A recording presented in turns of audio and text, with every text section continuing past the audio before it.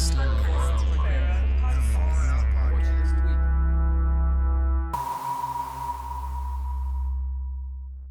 kids, welcome to the Far Out Podcast. My name is James, I am your host, and it feels so good to be back behind the mic recording for y'all today. And I want to start off this show by saying how much I appreciate your continued support for the Far Out Podcast. From what I see online in terms of viewership and comments and subscribers, it genuinely means a lot. But also now I'm receiving feedback in my day-to-day life, in literally person to person, because people will bump into me on the street and they'll be like, "Hey, I didn't know you started a podcast. You didn't say anything." And I'll look at them and I'll be like, "How'd you hear about that?" And they'll say something like, "I saw it on Twitter, or I found it on YouTube." And like, that's crazy to me. So like, whatever you guys are doing, if you're sharing it via social media or if you're just talking about it in your own lives, uh, the show is growing. And I appreciate that a lot, because I started this show as just a labor of love, a labor of fun, and it is fun for me to do, but you guys make it more fun along the way. And I really, really appreciate it. And I have no intention to slow down. I'm going to do this thing for as long as I can. And I'm working on multiple episodes, and I have big ideas for this show. And so I really enjoy doing it. And I really genuinely appreciate the feedback I've received already. I can't say that enough. So thank you for listening. Thank you for watching. Thank you for sharing. And I hope that in the future, as the show continues, you guys will continue to come back and check out my stuff. And yeah, we'll just continue to be the far out bunch that we are. So just, again, thank you for everything. But despite me starting off the show on such a warm and fuzzy introduction, I actually want to slow things down for a bit and get a little more serious here, because as I've said in previous episodes, I craft show notes about things that I want to talk about. And I had my notes made for today's episode, but then something came across my desk recently that I feel I should talk about, because this has to do with an actor that kind of had a pretty big impact on not just my life, but I'm sure the lives of others. And sadly, this news, I think, hit a lot of the world very suddenly and without warning. And that is the news that actor Val Kilmer has passed away at the age of 65. And if you weren't following him, or if you weren't in his immediate social circle or a part of his actual family, you may not have known this, but Kilmer was sick. He was actually very sick. He had throat cancer, and this is something that sadly ended his career prematurely, as it really strained him and pained him to speak. And what little speaking he had left in him wasn't much of anything at all. I don't mean to speak ill of him, but you can go find recordings of him post diagnosis, and it doesn't sound good, and he can't speak for long periods of time. And it's such a shame, because he's such a public person, that to have his voice taken away from him, it was really sad. He still kept up a presence. He had an email and a blog, and he did stuff on social media to the best of his ability. But yeah, he was very, very sick. And, when it comes to actors and people in pop culture and entertainment and Hollywood, and singers, whatever it may be, when we have these celebrities that we get to see on a daily basis, thanks to the internet, there's this infatuation we can have with them, to where people spend every waking moment, looking up what someone is doing, what new projects they're in. And this usually comes from a place of love, because we're so excited from them. We like them so much, we appreciate them so much, that we want to be on the pulse of what they're doing, what's next on their project list. And like, look, you know, I can talk endlessly about Superman. I'm incredibly excited for that thing. So it's not like I'm throwing stones in a glass house here, but there are some times that people can get so infatuated with someone or something that it can become unhealthy. And I don't think that that was where I was with Kilmer. But again, there's people that we get to see in terms of entertainment, like in movies and such, that when we hear of their passing, it hurts us in a way, even if we don't really know them personally, because the reference point we have of them is this thing that we find so entertaining and that we enjoy so much. And like for me, Val Kilmer was Batman. Was he in the greatest Batman movie ever? No. And I think he'd even admit that himself. Was he even a really great Batman, as the character? Again, I think there are others that have done a better job, but still, he got to enter into a pantheon of storytelling that not many get to. And the fact that he got to carry the weight of a film on his shoulders and be one of the titular characters in this storytelling, device known as the DC Universe, that's huge. And so, for some kid out there, Val Kilmer was their Batman. And so the news that he has passed is going to hit them a little harder. And like for myself, while I don't think he was in my favorite Batman movie, he was in my favorite Cops and Robbers, my favorite crime movie called Heat, Michael Mann's Heat from 1995. And it is my favorite crime movie. And Val Kilmer plays a big role in why it is my favorite one. He had this charm and this charisma and this swagger to him that was so entertaining to watch, and then he could just flip it on its head at a moment's notice and become hyper lethal and incredibly serious and straight to business.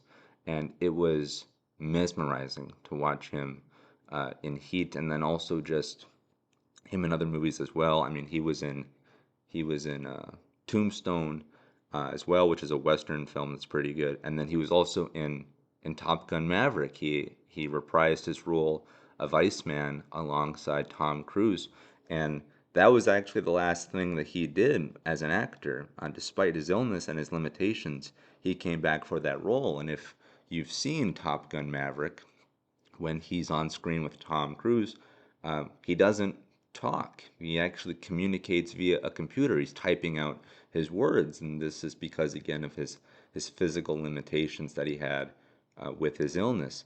But at the end of the scene, he gets up and he speaks with his actual voice, his actual mouth.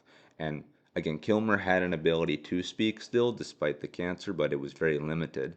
And so the footage you see in Top Gun Maverick, even that needed some audio mixing and some touch-ups via post-production. But still, Kilmer was still an actor, even right up to the very end. He gave it his all. His life never left the arts, and the arts never left his life. And, again, uh, I never knew Kilmer. He never knew me. It's not like we ever worked together. But when I heard of his passing, there was this sadness to me because thanks to the power of entertainment and Blu-rays and YouTube and whatever, we have these snapshots of time that truly immortalize someone because we have these reference points now to where I can go watch Heat and Val Kilmer will always exist as he did back in 95. Or we can go back and we can watch Top Gun Maverick and we can see his smile and his embrace with Tom Cruise, or we can go watch him,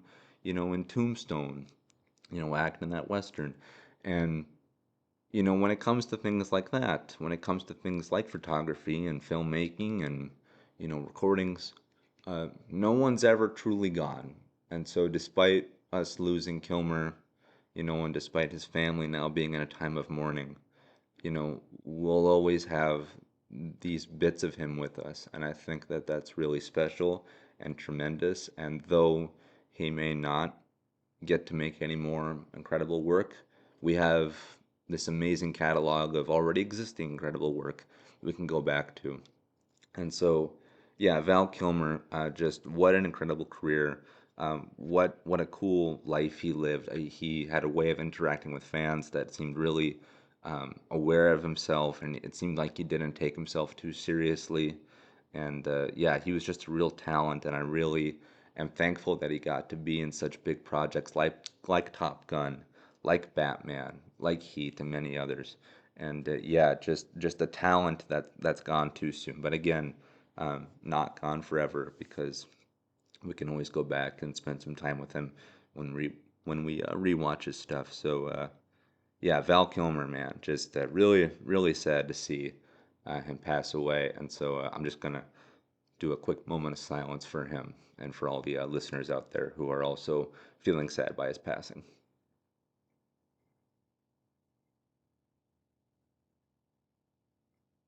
All right. Thank you for that. And yeah, Kilmer, just rest in peace, man. Thank you for everything.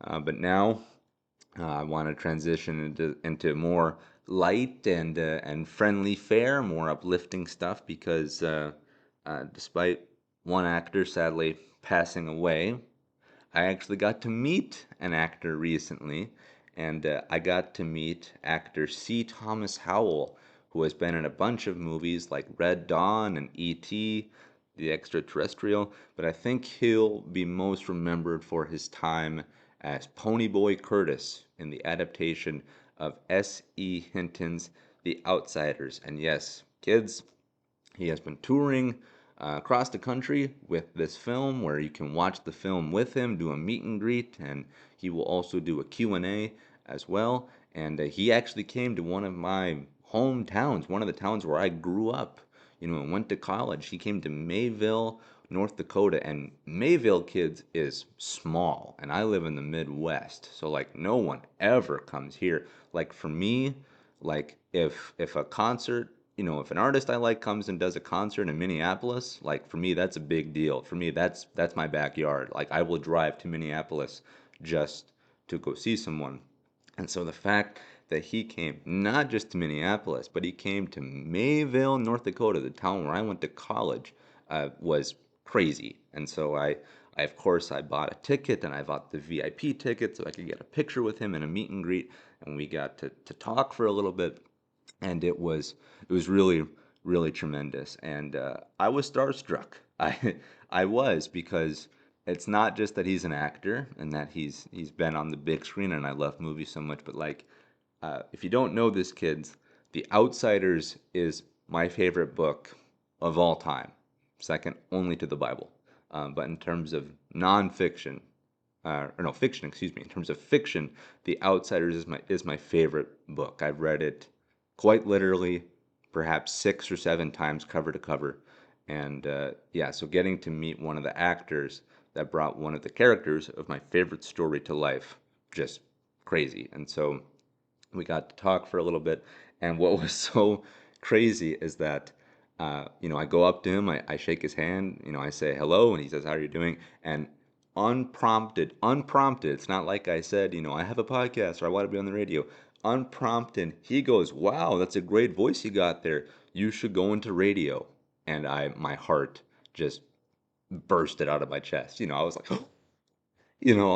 like, come on, he recognized that, I got a little something something. So clearly I made a good decision with my hobbies by starting this podcast. So he definitely gave me a boost in the arm and definitely, patted my ego there. But that was a real treat for me just from the jump there. And I got him to sign some stuff of mine. I got him to sign my copy of The Outsiders, and I'll put pictures up on screen and all this stuff. Got him to sign my book, and despite me saying that my name is James, I mean, kids, I gotta let the cat out of the bag here. So legally, my name is Jameson, but it's spelled with an I as opposed to an E, like the whiskey brand. You got Jameson branded whiskey, but that's with an E. Well, since spelling Jameson with an I is more uncommon, people don't know how to pronounce the I. They actually overpronounce it. So my whole life, they go, "Oh, Jamison? Jamison?" No, it's just Jameson. But people are more used to it being spelled with an E, and so when I say I'm Jameson but call me James, they just go, "Oh, okay, it makes sense because he spells with an E." So for everything social, when I meet friends and go on dates and stuff, I'm James. But for everything legal, in terms of the government, I'm Jameson and whatnot. And so when it came to him signing my stuff, I actually had this moment where I was like, I don't know what I should tell him my name is. Should I give him the legal thing or my, my social name? And I went with the more definitive version of myself because that is my legal name, and it's more identifiable, because how many Jamesons do you know that spell with an I? Not many. How many Jameses do you know? Well, probably a good handful. So I went with Jameson, which whatever, you know. And it was great nonetheless. And then I also got a poster as well, which he also signed, and he marked them both with Stay Gold, and he signed his signature, and it was crazy. And then I got some merch. He had a sweatshirt there, which is it says The Outsiders on it, and then beneath that it says the Stay Gold Foundation, and he actually talked a bit about that as well. This is something that he's kind of adopted from the moniker of his character, Ponyboy. Um, and the Stay Gold Foundation, he said, is that the touring that he does and the revenue that he gets, part of that goes to fund this foundation, which helps to get books into schools, to get legitimate paperback books into schools. And one of them is The Outsiders. It's kind of this back door to get The Outsiders on shelves as well, which I think is really tremendous because I'm a big fan not only of just literature, but in terms of literal paper books. Though I do love a good audiobook every now and then, but also The Outsiders. I found this book when I was 14 years old, and it just had a profound impact on me. It really changed my life, as I'm sure it has for other people as well. And so, yeah, I bought the sweatshirt because I thought that thing was sharp and whatever. And it was really cool to hear about him talk about the foundation. And then I didn't know this actually until that day when I had this meet and greet. But Mr. Howell also makes music. He's a musician and an actor, and so he had copies of his CD available for purchase. And I picked one of those up and I listened to it. I put the literal CD into my CD tray in my car, you know, which I haven't done that in years, but I did, and I listened to the whole thing on my drive back, and it was great. It was really really good. It's like this like country rock album, and it's a lot of fun, very easy to listen to, and he's got a great voice, really gravelly, so he works really well in terms of vocals. So like, oh my gosh, this guy can act, he can sing, he's great looking. What can't he do? So yeah, getting to meet Mr. Howell, just getting to meet again anyone that works in the business for me is huge. Like, I could meet someone, I'll be like, what? You were the assistant to the assistant on, I don't know, The Little Mermaid? Like, tell me everything, and I'll go nuts, So again, just to meet anyone in the industry for me is huge because I love movies so much. But getting to meet, an actor like Howell, who's still acting to this day and has acted alongside, Tom Cruise, Patrick Swayze, and all of them. Again, it was really, really nice, and I got kind of giddy when that happened. And so then, after all this, after the pre stuff of getting to do the meet and greets and buy merchandise, we watched the film. We had a screening of The Outsiders. And I'll just say this, despite me raving about the book and despite me talking about the importance the story had on me and how great it was to meet Mr. Howell, I've never really been a big fan of this movie. I think it's good, but whereas I think the book is great, I think the film is good. And I think this has honestly kind of held with me since I saw the film for the first time back in high school. My opinions really haven't changed on it.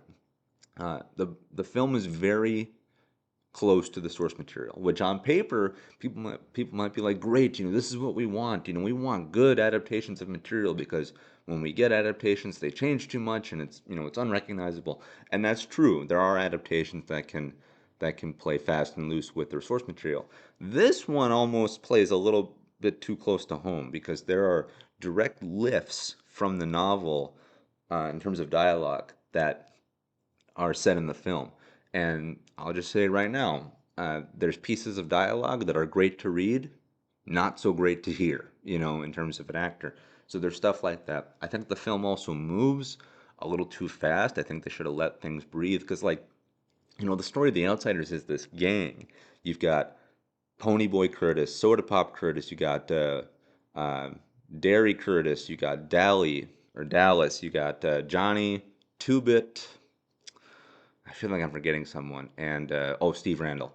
Um, you know, so there you got like five, six, seven guys right there.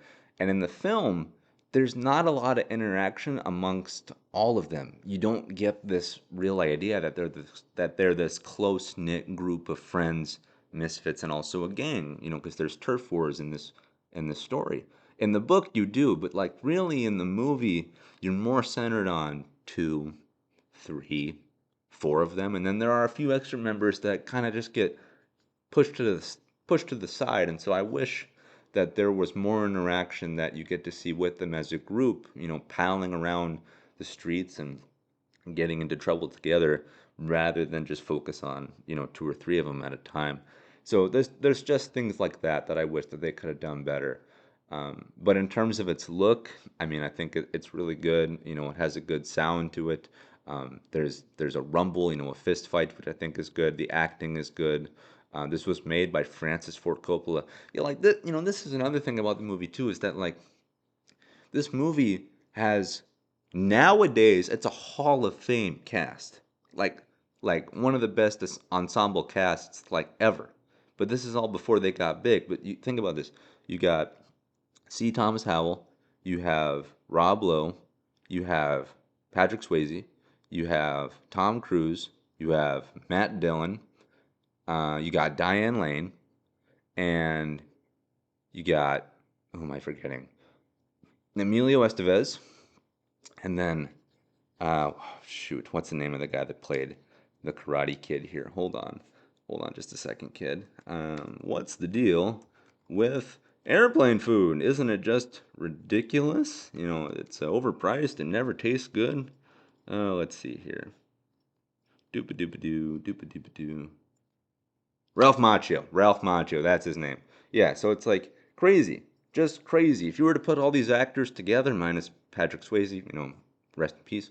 If you were to put them all together, this movie would make $1 billion. I mean, in its sleep, like it's crazy. But all these actors were small and they're up and coming, and so it's crazy. Then you got Francis Ford Coppola, running the ship there, who is one of the greatest directors of all time. He made Apocalypse Now, The Godfather. His later stuff, like Megalopolis, ugh, that was a slog. But like his early stuff is tremendous. So the movie on paper is like a 12 out of 10. In execution, it's more like a 6, 7, 7-ish. You know, um, really kind of some praise I could give it. This might also, sound like a slight, is that it really kind of plays like a play, like a piece of theater, which I think is why I believe in 2022, 2023, the book was actually adapted to the literal stage. There's a stage play of it. But the movie itself, if you're looking for this hard-hitting piece of drama with these expert actors and this expert filmmaker, you're not really going to find that. But if you're looking for this kind of, not cheesy, but more just kind of this really, yeah, not cheesy, more easy fare that really plays like a play, like a student play or a piece of theater, I think you'll find a lot of enjoyment with it. So I like The Outsiders. As a novel, I think it's tremendous. As a story, it's tremendous. As a movie, kind of so. But again, getting to see it on the big screen, I'm already there. I would have gone regardless of the meet and greet. Getting to be in the same room with Howell, like I'm already there. Getting to meet him, tremendous. So then the film plays on, the film ends, everyone goes yay, and then he comes back out and he does a Q&A of the film and kind of his overall career. And I got to ask him a question. And if you have not seen the film, kids, spoiler for The Outsiders.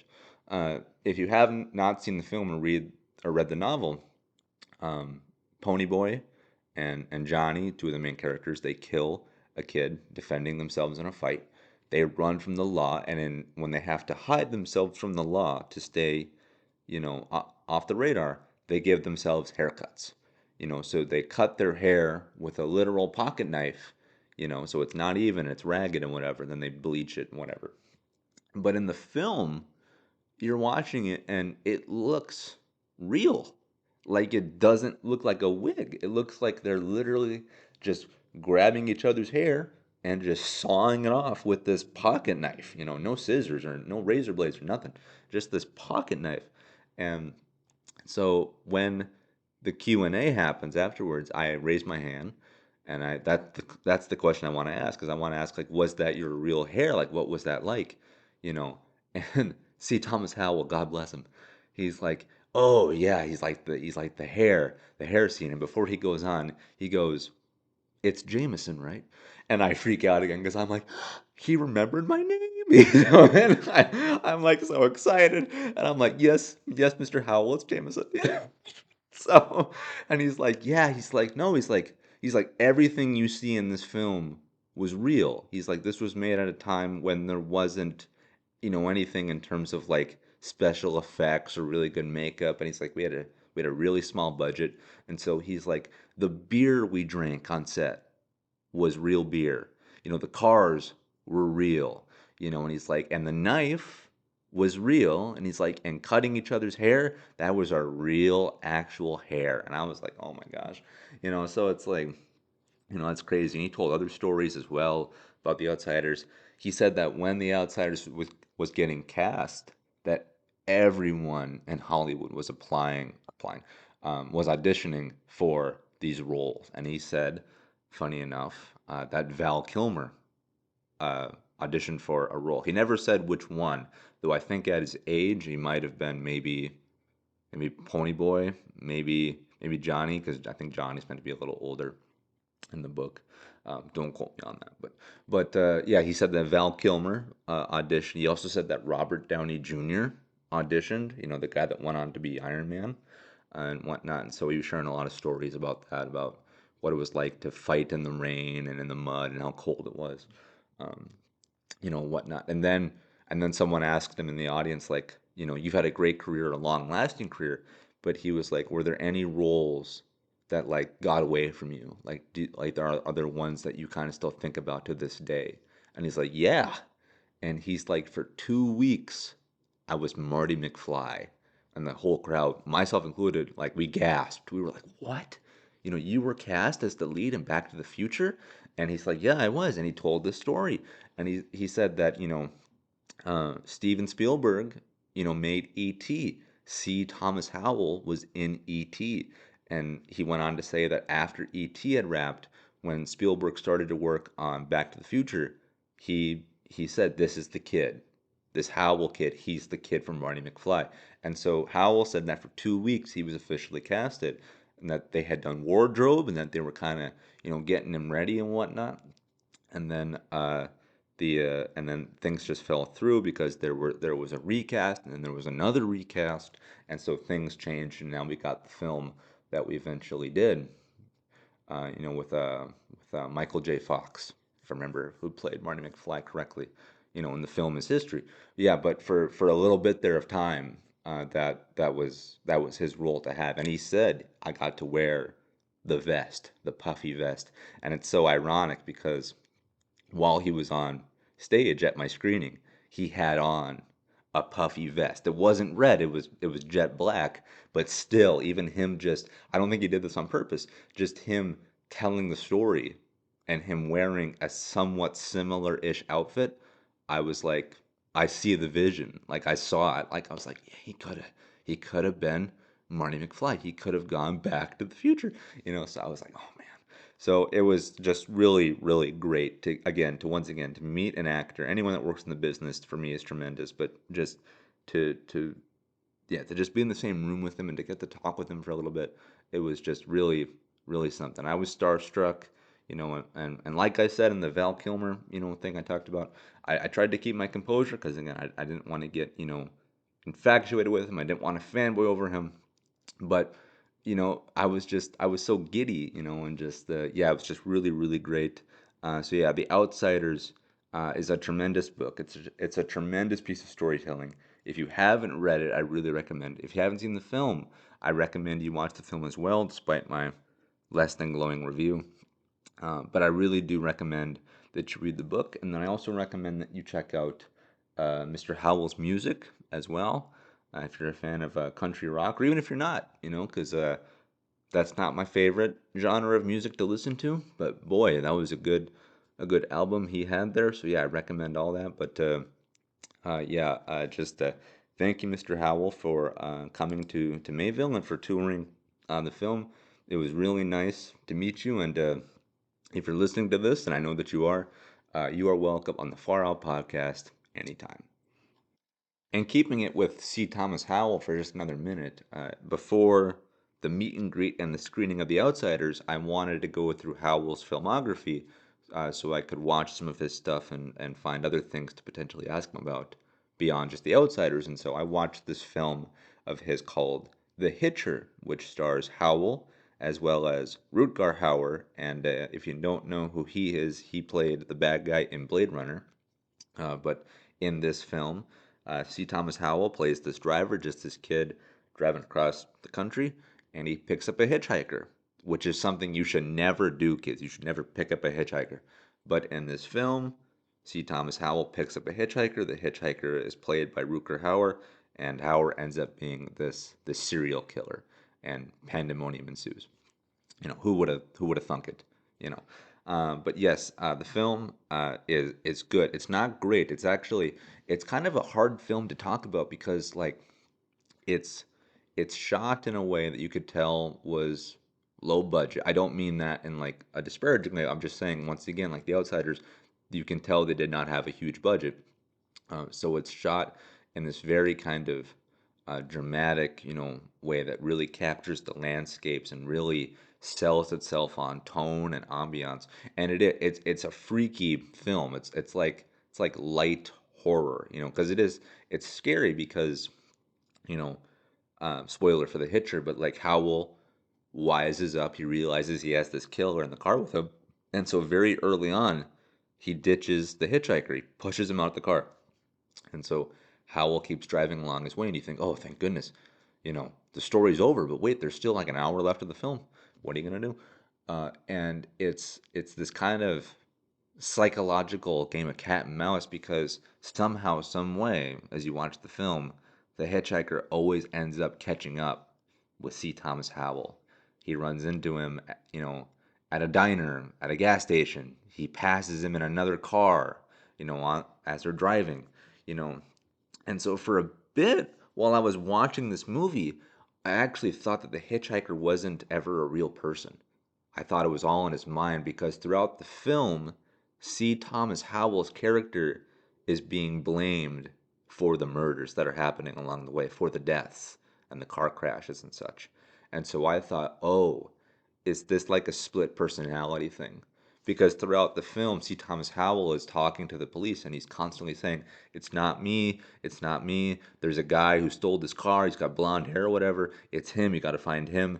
And the police are like, we can't find this guy. There's no record of him. What are you talking about? All we see is you. And I'm thinking, like, holy crap, like this whole time has Howell lost his mind, whatnot. Because the film is like, it's kind of trippy in a way too, because like the hitchhiker will just randomly appear like a ghost, then he'll disappear, and stuff like that.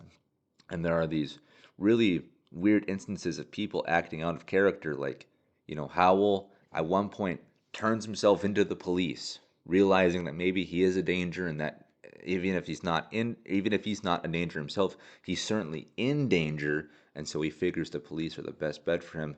But then he'll like escape the police. He'll break free from them and he'll hold them at gunpoint. And so it's like, okay, you kept claiming you never committed any of these crimes, yet you just committed a crime right now. So again, it's this really interesting examination, I think, of a human psyche, and they never explain if the hitchhiker and Howell were the same person or not. Now, the way the story concludes, you're led to believe that they're not, that they were in fact two different people, because spoiler, C. Thomas Howell ends up killing the hitchhiker. But I'm still not fully convinced. Even after I watch the film, I'm not convinced with how it ends and how kind of suddenly it ends. I still think there's something more going on there. So it is an interesting film. It was actually very hard to find. I couldn't find it on any streaming services, which is just ridiculous. In the world we live in today, where we have Netflix and Hulu and Apple and HBO, uh, there's movies out there that are elusive to us. So I couldn't find it anywhere. So I found an uploaded version of it to YouTube, which might have had some color loss and some audio loss and whatever. I thought it was actually a pretty decent upload, so I found it there, and it was fun to watch. Um, but despite me saying that the film you know didn't blow me away or whatever, like what did blow me away was the action sequences, like the car crashes and the explosions and the cars flipping. Because again, much like The Outsiders, this was made at a time when you couldn't do all this with special effects. Like you wanted to flip a car, you got to go flip a real car, and so they did that. And so like there are some crash sequences that are you know crazy, really eye-popping stuff. But like, yeah, it is more of it's a slow burn that kind of just starts and stops on its own. And you might think it's one thing, you might think it's another. So it is an interesting examination. It's by no means a great film. I give it kind of like The Outsiders. I give it like a 7.5. But I was very happy to have watched it because it wasn't what I was expecting, and it made for a fun time to just chill out after a day at work and check this out. So yeah, The Hitcher, starring C. Thomas Howell. If you're interested in kind of a light-ish horror film that kind of messes with your mind a little bit, I recommend you check it out. And keeping it with film for a little while longer, because since I last recorded, I watched a lot of stuff. I watched a lot of movies and some TV, but I'll get there later. But yeah, I watched a lot of movies lately, and one of the things that I saw recently was I got to rewatch A Quiet Place with a couple of my friends. And on a previous episode of the podcast, I don't remember which one, I've talked about A Quiet Place and how I think that film is perfect. And I mean that legitimately. I think A Quiet Place is actually a perfect film for many reasons, but I think that uh, the film is able to spin so many plates and not drop a single one. I think the film is just a creative marvel in what the whole crew is able to execute with this film. Because if you've listened to the podcast before, I have said how much I love movies and storytelling. What I don't like is I don't like scary movies. I'm not a fan of horror type storytelling. And so for me, there's a very small group of scary films that I actually enjoy watching. You think like The Terminator and Alien, and for some people they're like, oh, that's not scary. That's more sci-fi and action. Well, for me, it's scary. Like, again, the list of scary stuff I watch is not very long. Yet along comes A Quiet Place, which is a scary film. It's more of a traditional horror film in that sense, yet it's able to walk this line that is still scary, yet it appeals to a broad audience, such as myself. And so right there, I was like, okay, you have my attention, the fact that you're able to walk this line. And then in terms of the actual filmmaking itself, it's tremendous. The creativity on screen is remarkable because this film really harkens back to the silent film, the silent film era. Essentially, A Quiet Place is a modern day silent film because in the narrative of A Quiet Place, the creatures that are hunting the people, spoilers, the creatures that are hunting the people are all driven by sound. And so the world, the survivors, those who remain, have to adapt to a world where they have to keep quiet with everything. And the way they show this being conveyed in the world is awesome. For example, they walk on sand and barefoot to muffle their footsteps. They don't eat using classic dinner plates because the china would rattle and there'd be the clinking of plates and whatnot. So they eat on like mats and giant leaves, stuff like that. They don't talk even in a whisper. They communicate via sign language. They go out of their way to convey how you have to be silent in this film to survive, and their attention to detail is remarkable. But then, from a storytelling position as well, now you have the crux that's going to lean on your characters. Okay, if sound is what is their is going to be their downfall, you can think of some creative ways to create sound in this world. One thing they do, they have creaking floorboards. Okay, that already right there makes, the hair on the back of your neck stand up. You also have people getting injured, but they can't cry, they can't scream, even despite the pain that they're feeling. And then also, and this is a beautiful piece of writing, in a world where you have to be silent, one of the protagonists is a pregnant wife. And like What's more loud than a childbirth? So it's like that in of itself is crazy. But what's really beautiful about the film is that they don't present the pregnancy as this hurdle to overcome. Yes, it comes with challenges and they have to prepare for it, but that's the beauty of it. They prepare for the pregnancy. They value the family. This film is very centered on family. It's very touching. It's very moving. It's very personal because John Krasinski, the writer, the director, one of the stars, he's actually married to Emily Blunt, who plays his wife in the film, and so the husband and wife that you see on screen are actually married in real life, and they have their own family. And so while they're making this film, they're able to pull on their own lives, their own emotions, their own history with each other. And I think that that is conveyed on screen. I think you get a sense that they are connected off screen and on screen. I think that it makes the film much more strong for that. I think that there's real emotion for what's being conveyed. And then also, I mean, you just have great character designs, you have good action. Again, the audio mixing on this film is just really, really tremendous. And I think the film, like I said, is perfect. And so if you haven't watched A Quiet Place ever, I highly, highly recommend. Even if you're someone like me who doesn't like scary stuff, I really do think this is an exception to where one out of every 100 scary movies I'll watch, this is the one. And if you've already watched it before and you're like, yep, it was good, rewatch it. Rewatch it and see the craftsmanship on screen because I think it really is tremendous. The sequel, part two, good, not great. Can't hold the torch to the original. And I never saw the third one, which is the prequel to the first one, which shows the creatures arriving. But the first one to kick it off, just your standard A Quiet Place. I think that film is remarkable, and I really think you should check it out. Alrighty, keep moving on to the next movie that I watched and want to talk about. I checked out a movie I had not seen before, a relatively new release, as I think this film came out in 2021. Yes, that makes sense. Yes, because it is the follow-up to what these creatives did after Avengers Endgame, for a little teaser there. And this has to do with the film Cherry, which is a crime drama film directed by Joe and Anthony Russo, who, if you don't know who they are by name, you absolutely know their works, as they are the directors behind Captain America, The Winter Soldier, Captain America, Civil War, Avengers Infinity War, and Avengers Endgame. So they made Captain America 2 and 3, and they made Avengers 3 and 4. Some of the greatest comic book movies ever made. They're behind it. And after they did their quasi swan song with Avengers Endgame, they went over to Apple Studios and they made a film called Cherry. And I remember when this film came out, I did not have Apple Plus, Apple TV Plus, whatever it's called.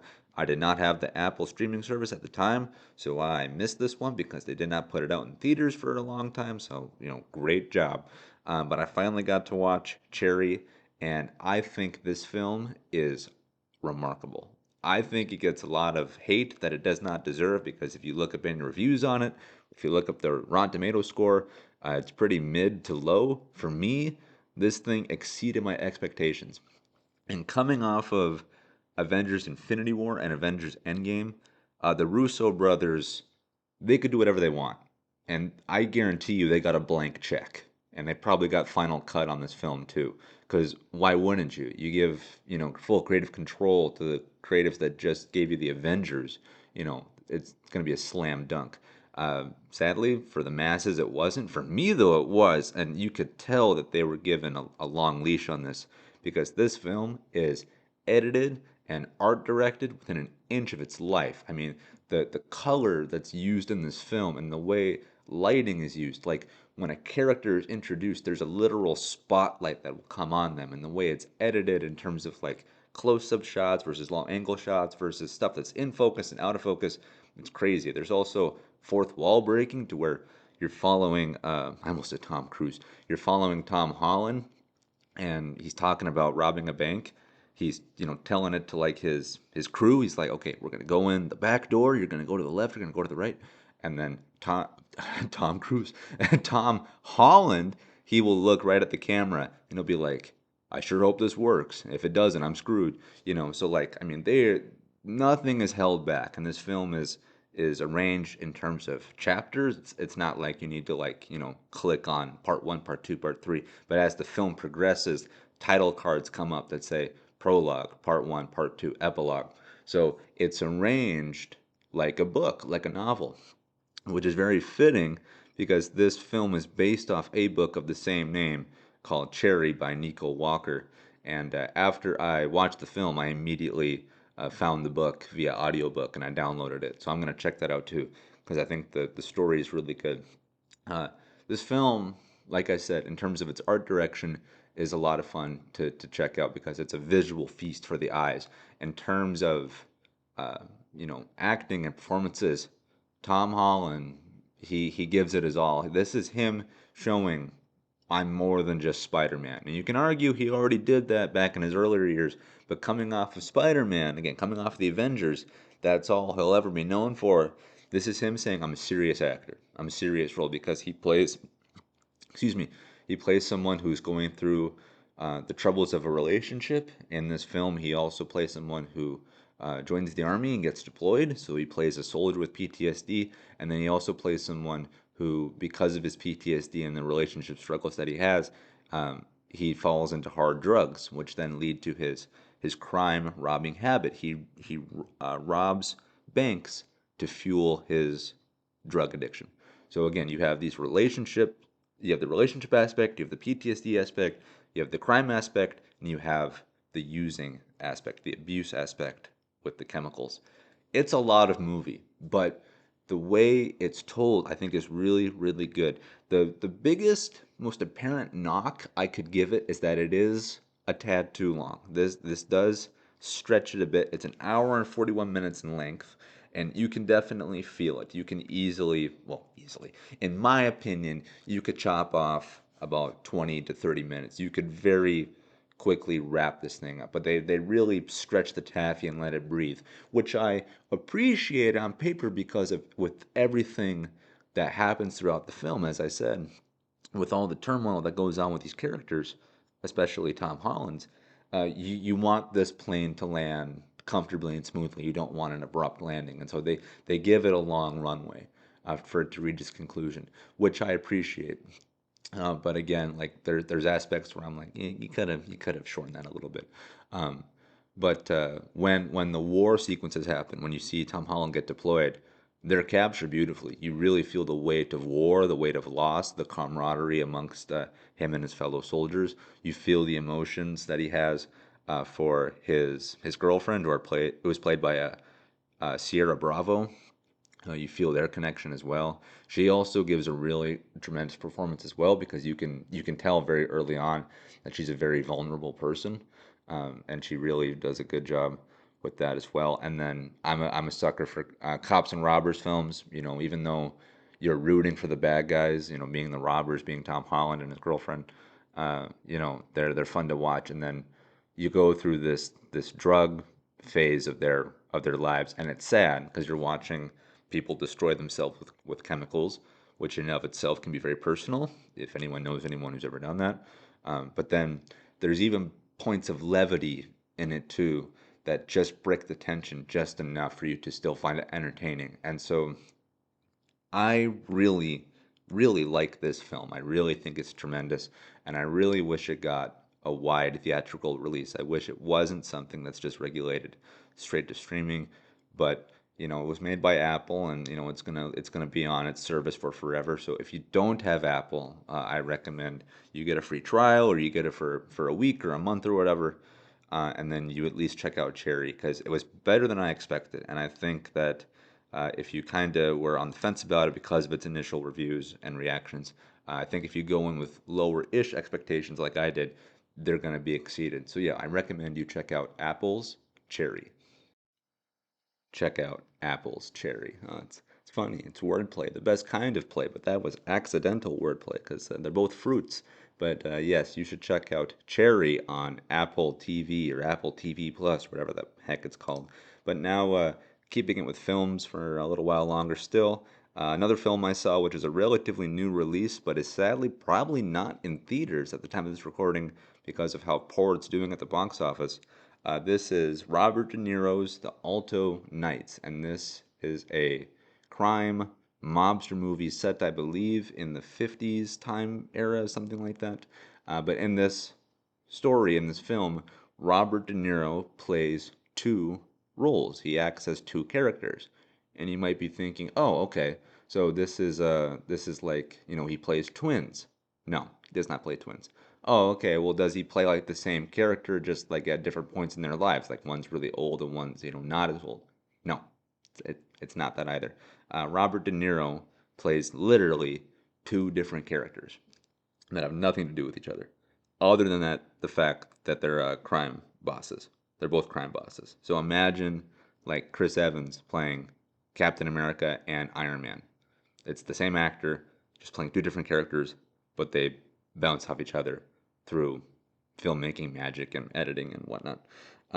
So, okay, fine. Like, it's completely unnecessary, but I get it from a filmmaking perspective because there is now a marketability to this to where it's like, look, we have an actor that's so good, he's going to play two roles and it's going to work out just fine. And look, to give the film its flowers, because, like, look, I did not like this film. Calling it bad might be too extreme, but it wasn't good, that's for sure. But to give it its due, Robert De Niro plays two different characters. One's called Bob or Joe or whatever, or not Bob because that's short for Robert. Let's call him Tom and Joe. Okay, so you got Tom and Joe. Um, he plays two different characters. They act opposite each other. So there's times where Robert De Niro is literally acting against himself, and I'll give him credit. He is an actor of that caliber to where when he is literally playing two different characters in the same scene, you can differentiate the two of them. You can tell that's Tom, that's Joe, despite them being the same actor. And you can tell it from the way they talk, the way they walk, their tone of voice, the way they carry their bodies. This is an acting feast. And if you're a fan of Robert De Niro, you're going to probably eat this up. The problem, though, is that it was not hard to differentiate them when they're on the screen at the same time. It was actually harder when they weren't on screen at the same time.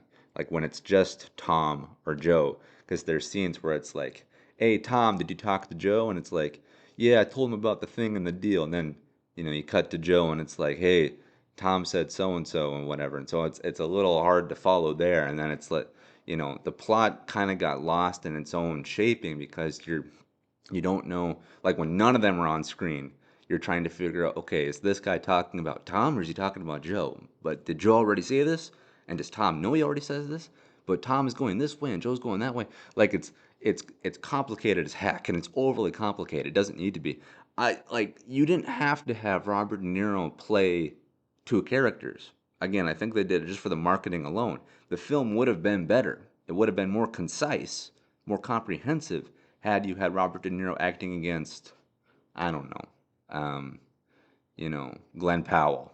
I mean, that film would have been 10 times better with Powell. But yeah, so I'm a fan of period pieces, hence why I went. I love gangster films, hence why I went. And I love Robert De Niro, hence why I went. And this film was like a C minus at best. Gorgeous to look at, and good acting from De Niro, but confusing, long, boring. There's not a lot of action. There's not a lot of like. This is not a quick film in terms of pace.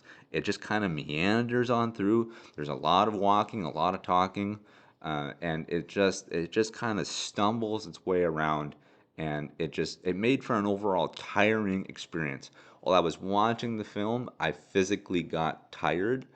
And again, like if you're interested in the film, check it out. If you're somewhat curious, check it out. I don't mean to kill this thing entirely, but like I had high expectations and they came out really low. So kind of like the inverse of Cherry, I went in with low, ended up on a high. Alto Knights went with a high, and I came out low. So yeah, I was really disappointed by this one. Again, if you're still interested, check it out. And we have Robert De Niro, who's one of the greatest actors to ever do it. I really hope that he if he decides to go back to kind of the genre that made him, the kind of the more crime centered stuff. I just hope he does a better film than this, because yeah, this was a real stinker in my opinion. But now we're gonna transition to another film, and this one's a little harder to talk about because as a film, it's great, but there are circumstances surrounding the film that are not great. And this is the film called Magazine Dreams. And again, if you're not aware of it, I understand because it got buried in the press and it had a really, really small release. It's certainly not in theaters now because it's making even less money than the Alto Nights. But this has to do with Jonathan Majors, who is an actor who I think is quite well in terms of his chops and his pedigree. I think he has a good career as an actor. He's good in his performances, but him as a person there's less to be desired because at the time of this recording, he's caught up in numerous scandals and allegations and court hearings and trials and such regarding him, allegedly assaulting women. I know one of them have already gone to trial, and I don't know the entire outcome of that, but there's always seemingly new evidence that comes up, whether it's new pictures, audio recordings. So he's locked in a very dicey court debacle right now with our legal system, and it's not good. It's not like it's not like it was like he committed tax fraud or anything like that. No, he hurt he hurt someone like physically, like with his hands and whatever. So it's not great. So he's getting blackballed from jobs. He was in the Marvel Cinematic Universe as Kang. That's out. And this film that was going to potentially be an Oscar contender, being Magazine Dreams, it got buried for years, and then it finally just got ejected out into theaters, and I managed to go see it. And look, so leaving the Jonathan Majors personal stuff aside, even though again that is a factor to what is happening with the coverage of this film, because you can't escape it. If you look at Magazine Dreams, you're going to look up Jonathan Majors, you're going to find out his stuff. But if I can try to leave that alone just for a bit to talk about the film itself, I'll say this. Magazine Dreams as a film is great, and Jonathan Majors does give a great performance. However, it is weighed down by the legal stuff because in the film he is someone who is overly aggressive and threatens people, and it's unsettling knowing that he allegedly did those things in real life as well. Again, I don't mean to comment entirely on his personal life because I don't know the conclusions that have already been reached regarding him. But yeah, so there's that as well. It gives it a very unsettling undertone. As a film, it's good. It's a very strong drama. It really does move you, and it is kind of in the same vein as Joker because in this film, Magazine Dreams, Jonathan Majors plays a bodybuilder whose dream it is to be on magazine covers, to be the guy who's flexing his muscles, when he's selling magazines with his physique. That's his dream. And so he devotes his entire life to maintaining this perfect physique, to chiseling his muscles, to perfection. So he doesn't know how to act socially because he's entirely consumed with the gym. He, watches porn. He doesn't know how to talk to women. He goes out on dates, but he doesn't know how to be, respectful and responsible. He's overly aggressive, and he's taking steroids, which are altering him, chemically as well. And so he's a mess. And it's this interesting character examination, the way he not only abuses people around him, but also gets abused as well himself because he doesn't know how to respond to things socially. So as a piece of filmmaking, it's a very hard-hitting drama, not for the faint of heart. And Jonathan Majors does give this incredible performance that, yes, had this had more of a widespread traditional release, I believe he would have gotten uh, some awards, recognition. I think he would have gotten nominated for Best Actor. But again, with everything going on in his life, from stuff that is up for debate, whether he did something or did not do something, again, that's for the courts to decide, and for all these new evidence pieces that come out. It's complicated to talk about this film because you know there are some people who are going to ignore this film and think, well, I can't go watch it because I don't want to be supporting him. And that's incredibly valid, and I respect that opinion. Because yeah, why would you want to go support someone who abuses, women? But also, there are more people than just Jonathan Majors who worked on this film.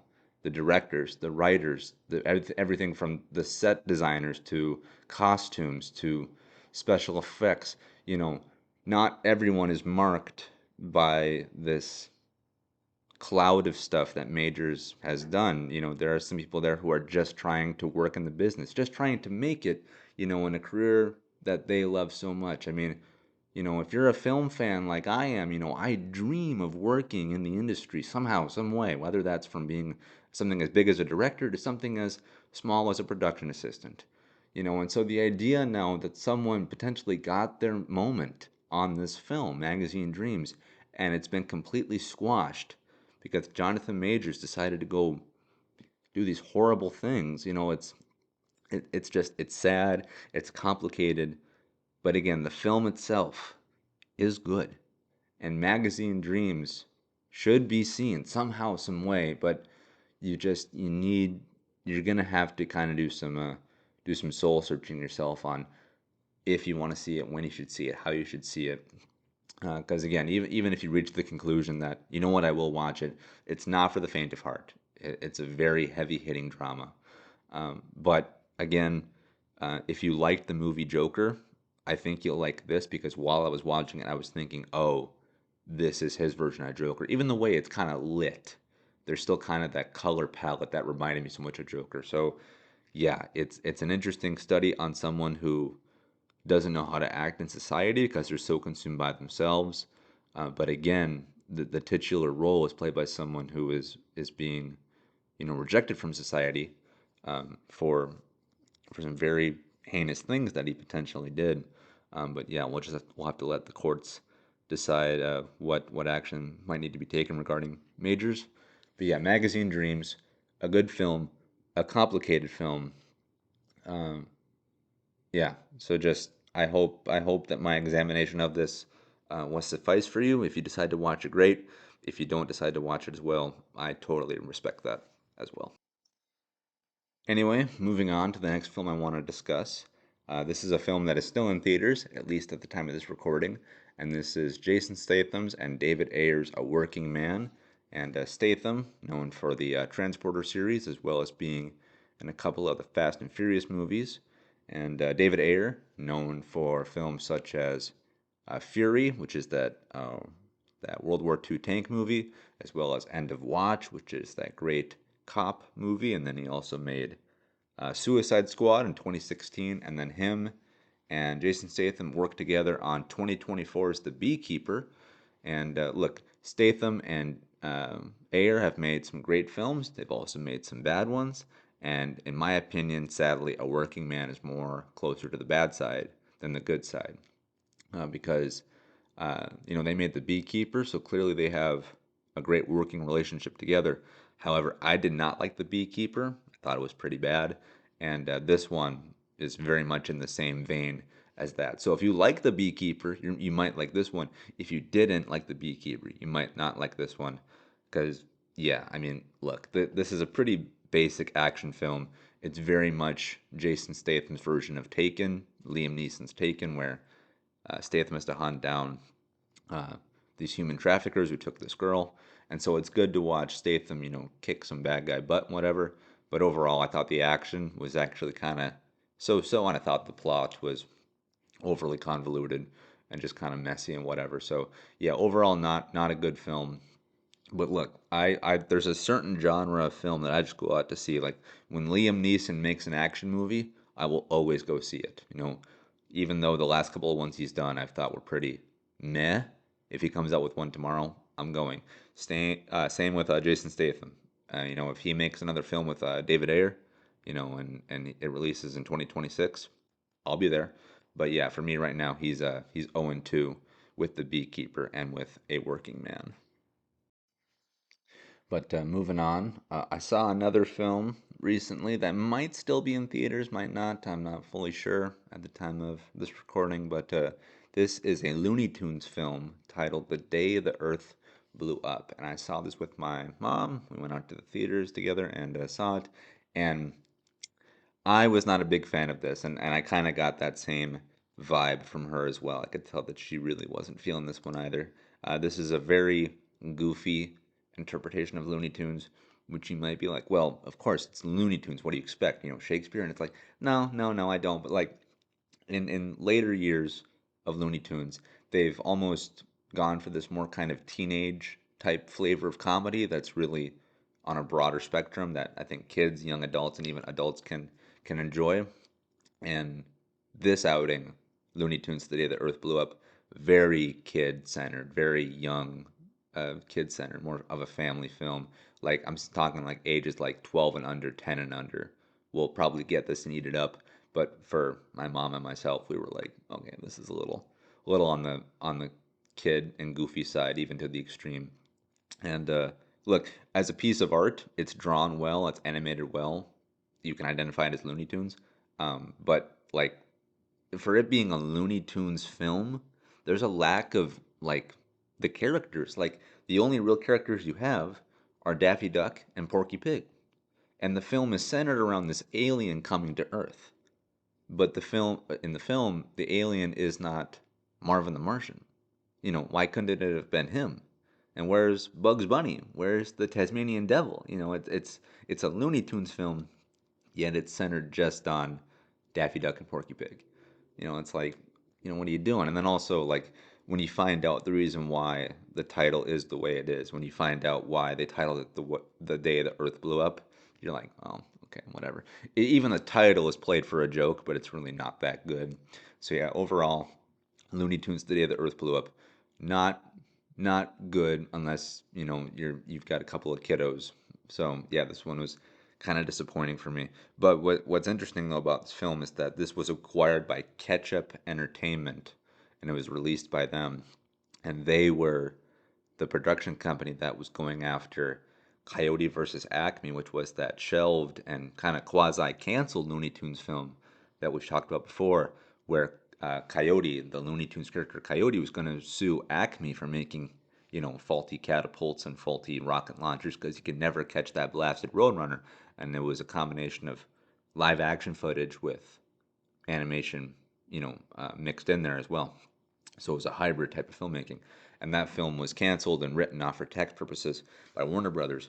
But now, in the same vein as how Ketchup acquired The Day the Earth Blew Up, there's a story that came out recently that they acquired Coyote versus Acme.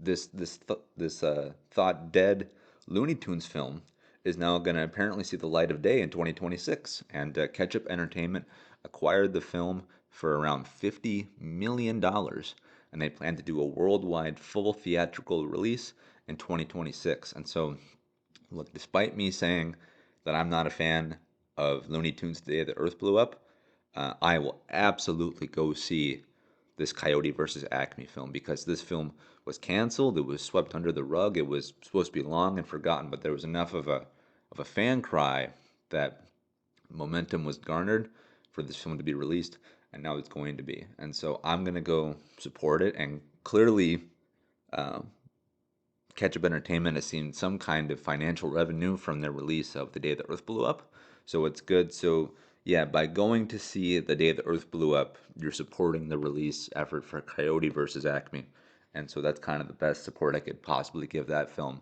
But yes, there's another Looney Tunes film on the horizon now with Coyote versus Acme, planned to come out in 2026, and so it's great to see that this film, which was essentially in the grave, will now get a full release, and we as an audience can judge it for ourselves. And so, yeah, it's a really good story to hear about. All right, kids, now we're going to transition from movies that I have seen to movies that are coming up. And what better film to talk about than Superman? Yes, kids, this July, Superman returns to theaters. And I believe now, at the time of this recording, we are 98 days away from its release. Yes, we're now less than 100, just a little over 3 months. And there was a sneak peek that was released of the Superman film because this event called CinemaCon, so just like Comic Con, you have CinemaCon where different distribution companies will show off the upcoming films that they want to promote to theaters. And Superman being one of them, they released a sneak peek, which is essentially an extended-ish version of snippets from the first trailer that was released for Superman. So the first trailer, which released last year in December, I believe, that one shows Superman crash landing back to Earth in the snow, and then he calls for his dog Krypto to come drag him back to the Fortress of Solitude because Superman is injured and he's like, I can't move, and he calls Krypto, whatever.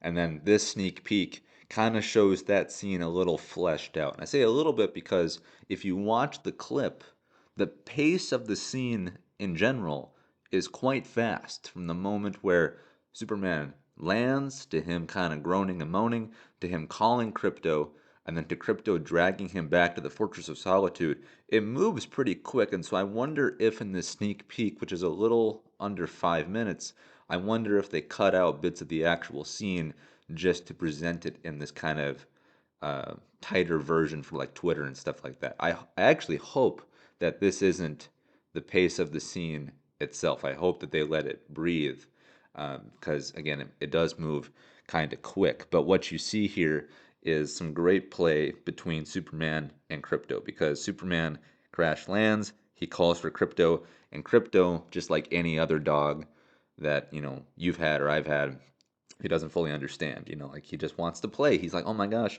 my owner is on the ground. He's at my level. That means he wants to play and wrestle. And so Krypto is jumping on Superman, jumping over Superman, and Superman is like, oh no, no, please don't. He's like, I'm hurt, I'm bleeding, my bones, they're broken. Like, you have to help me. So Krypto doesn't fully understand. Then Superman convinces Krypto to take him to drag him by the cape back to the Fortress of Solitude, and then the Fortress of Solitude erupts out of the ground in this incredible display of these giant crystals, and it looks like this glacier is just like exploding out of nowhere, which is such a cool visual. And then Krypto takes Superman over to the giant door with the giant crest on it, and he barks at it, and the door opens up, and it's like, great, now we're going inside. And so Krypto drags Superman into the Fortress of Solitude. This is very original Christopher Reeves design, inspired with the giant crystals again, with the ice structures. Very cool. And then this group of robots, they come out from like around the corners or whatever, and they pick up Superman, and they're like, oh my gosh, like you're injured, like we got to help you.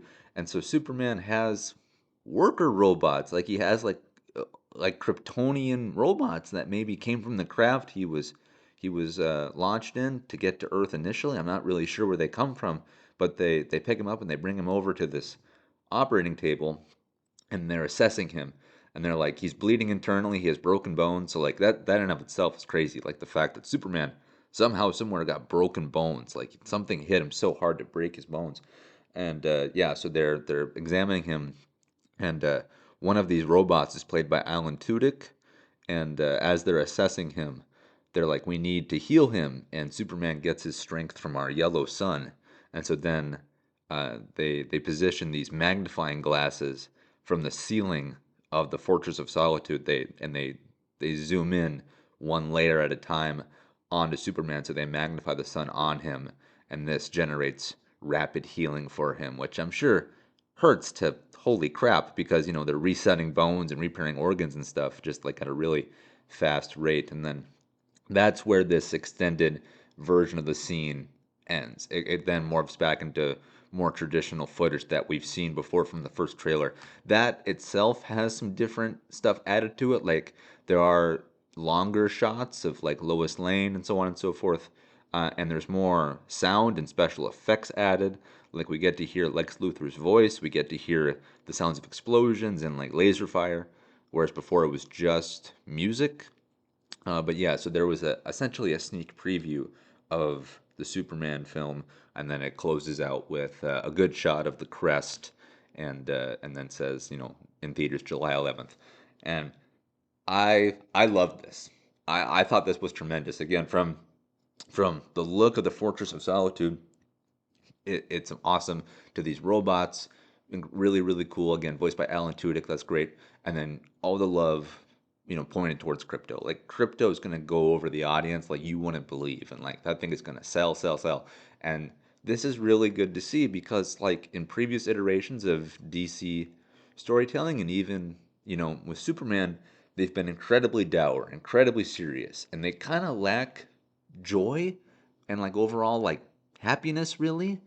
And this is just the complete opposite. You have it's bright, it's colorful, it's lively, it's inviting, and then you have a literal dog coming in to help save Superman.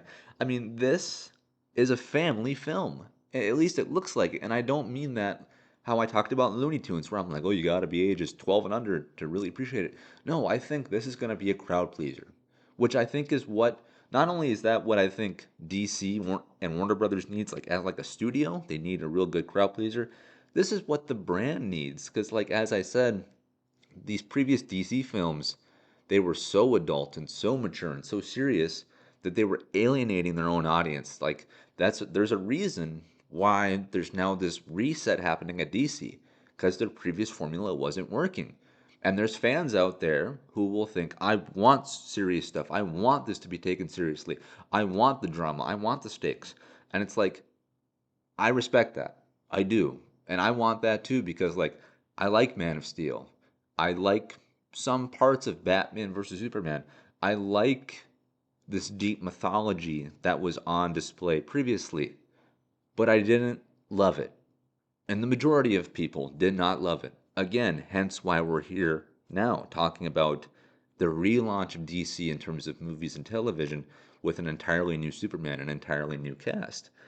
So look, uh, is the film in danger of being too family friendly, too light, too fluffy? I don't think so. I really don't because again, you look at James Gunn, he came from Marvel.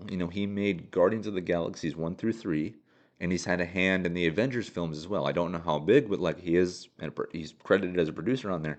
And those films are crowd pleasers. Those things work for ages 12 to 62. It doesn't matter. So I think that's great. Like, my mom has never seen Batman versus Superman. She like has no desire because it's too dark. And so like, the fact that my mom is like, yeah, I can't wait for Superman like this July, right? Like that's huge. Like the idea that I can go see this with my friends, with my mom, and like not have to be so worried about like, okay, it's gonna get dark, but like just understand this is we're taking it seriously here. Like no, like give me the lighter, the funner stuff, and then weave in the emotion, weave in the drama through character development and stuff like that. But look, I like what came before with Zack Snyder and his vision, but what I liked before, I'm loving what I'm seeing now. Like, give me more of this. Like, again, if you've watched any episodes of the Far Out podcast prior, you know how excited I am for this Superman film. It's my most anticipated film of the year.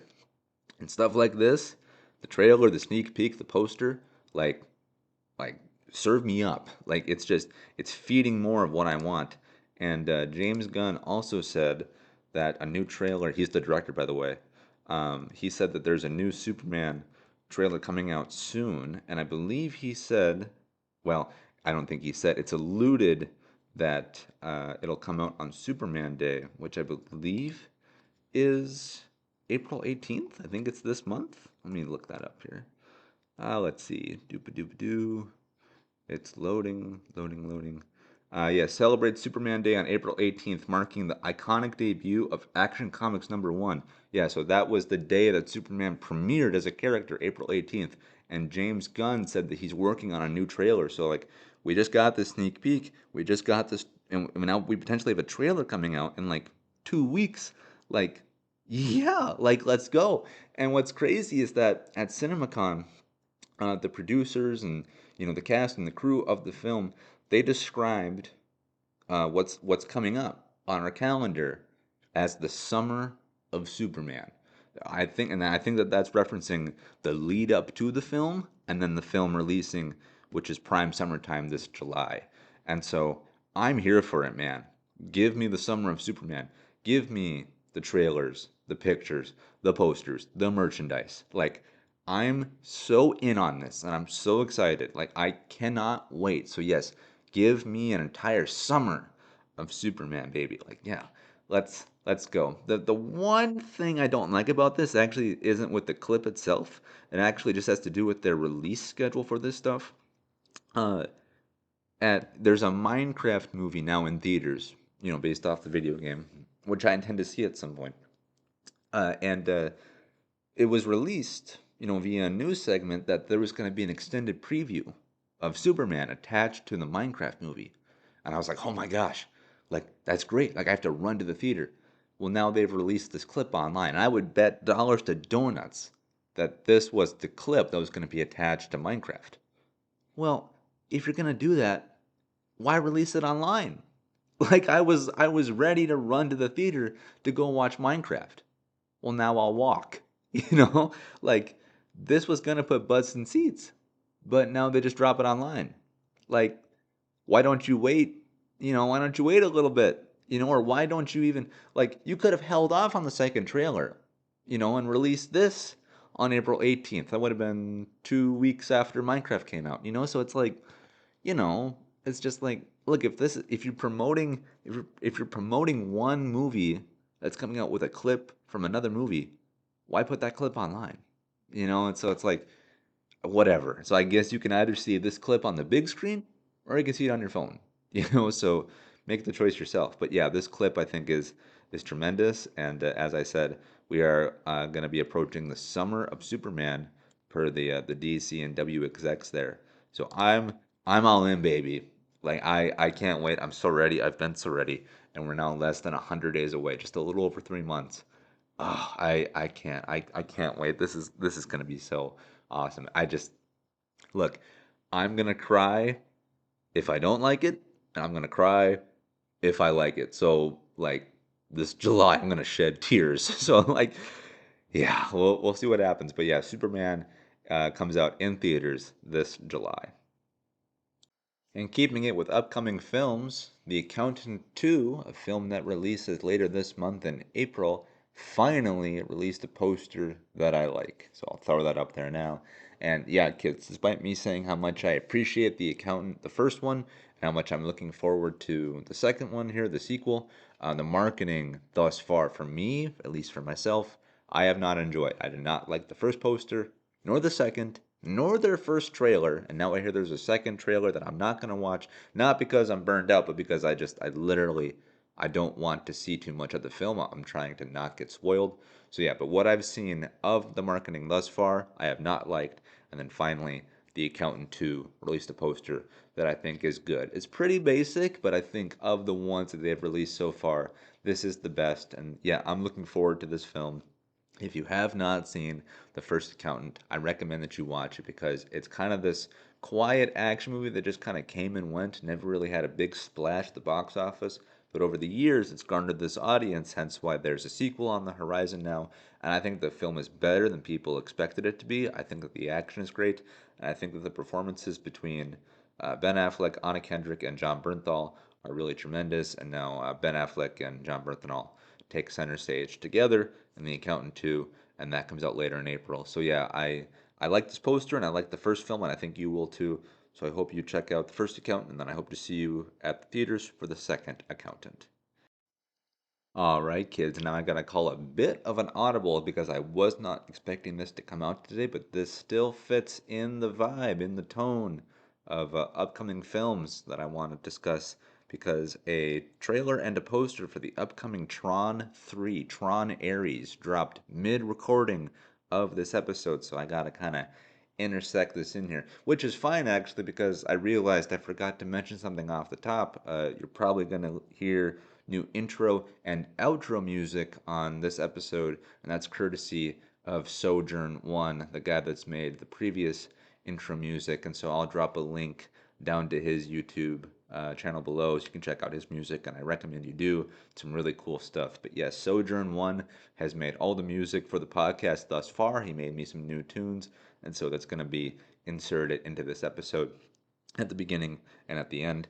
And yeah, but Tron 3, Tron Ares released a poster and a trailer, and I love them both. I think the poster is awesome. It's a really cool piece of art. And then regarding the trailer is slick, and it's interesting because normally when we're watching a Tron movie, we go into the world of Tron, into the world of the grid, where everything is digital. Whereas now in Tron Ares, it appears that the programs are coming out into the real world, which on paper you might be like, boring, I want to see something new. Well, this is new in a way because they're giving us stuff we haven't seen before, like light cycles, riding down city streets and cutting cop cars and all that good stuff. This thing looks like it costed $1 billion, and I'm sure it did because the effects here are tremendous, and the music is not done by Daft Punk this time. It's done by Nine Inch Nails. I mean, rest in peace, Daft Punk. Like, I wish you were still around. Wish they came back for the soundtrack for this one because they did a tremendous job on the soundtrack for Tron Legacy. But of the little bits of music we hear in this trailer from Nine Inch Nails, it sounds good, so I'm sure they'll deliver on that. And then the one part I'm not really hot on for this trailer is that the movie does star Jared Leto as the lead, and Jared Leto is kind of just professionally an odd guy, but whatever. So I don't think he's really charming or charismatic, but we'll see how he does. But yeah, Tron 3 comes out later this year, this October, and the trailer and the poster are quite good, so I recommend that you check them out. And then moving on now, we're going to jump into the world of TV for a bit here. We're going to leave the world of film because I want to talk about this new series that just started. And there's 3 episodes out now. I've only seen 2, but I will be watching the third one shortly because this series is really tremendous so far. And that is Apple's The Studio. So, yes, the same Apple that brought us the film Cherry that I talked about earlier, they released a new series or are releasing a new series as it's week to week, and it's called The Studio.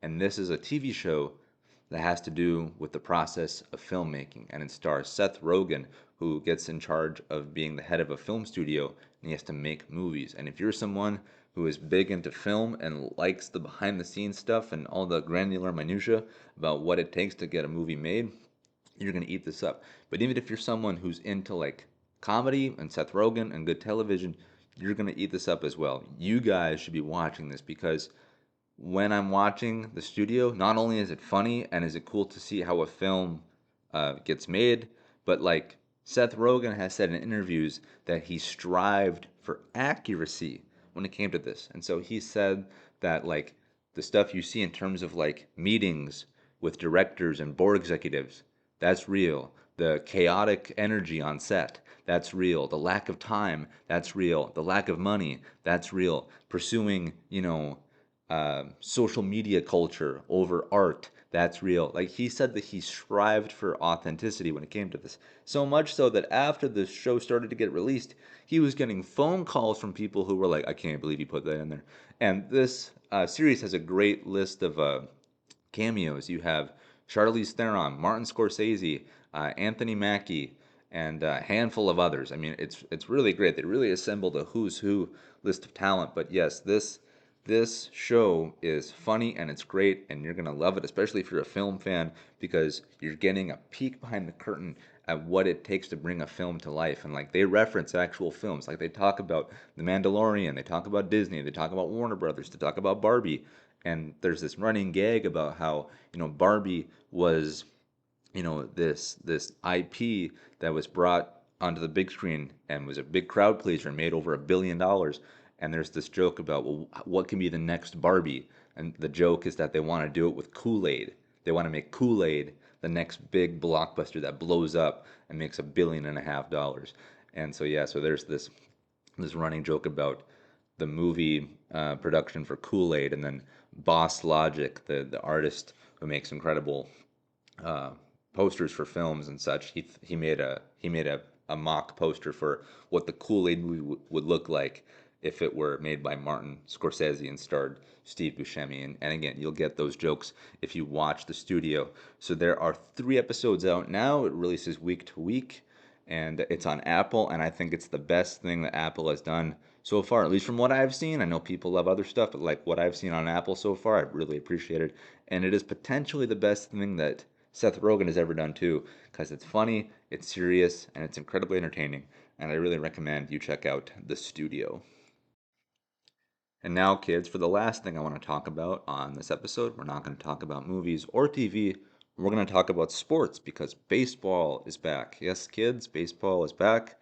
And at the time of this recording, my Minnesota Twins, my Twinkies, are 2-5. Though right now, as I'm recording, They are playing the Houston Astros, and I believe that they are tied up at 1 apiece. But yes, the Minnesota Twins, the Twinkies, are at 2-5, and though they started at 0-4, yeah, kids, it was not a great start to the season for my Minnesota Twins. So we're climbing out of that hole from 0-4 to now 2-5. We're tied with the White Sox now, who are also at 2-5.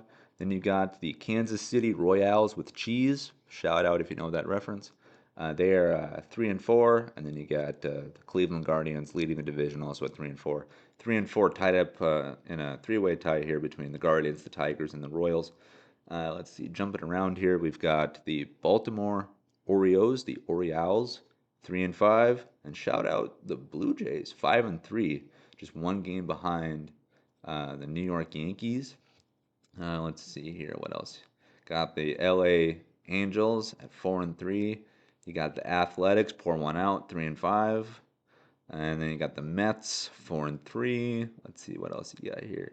Got the Brewers, 4-4, rocking 500. You got the Doyers, 8-1. Good lord. You got the Padres, 7-1. Good lord. So yeah, good for them. The NL West is really popping off here. But yeah, my Twins are back, which is great. My Royals, they're my second team. They're back as well, which is great. But yeah, with the Twins, we've got Twins TV now. So for $100 a year, you can follow the Twins through every game of the season, which is just tremendous because for the longest time, us Twins fans could not do that because the TV rights and the distribution was just a big mess, and us fans had to inherit that crap. But now it's easier to watch this stuff. So yeah, baseball is back, and I recommend you follow the Twins because this is our year, dang it. Even though we started 0-4, we're going to climb out of that hole. So, yeah, hope springs eternal. But that is my show for y'all today. Again, I want to say thank you so much for all the support. Thank you for liking. Thank you for sharing. Thank you for commenting. Thank you for watching, listening, however you consume this show. Thank you so much. And I've got a lot of plans for this podcast. I really do. I'm really excited for the future, and I hope you'll continue to watch and listen. So, I have been your Far Out host. You have been my Far Out audience, and I will see you guys in the next one. Good night, everybody.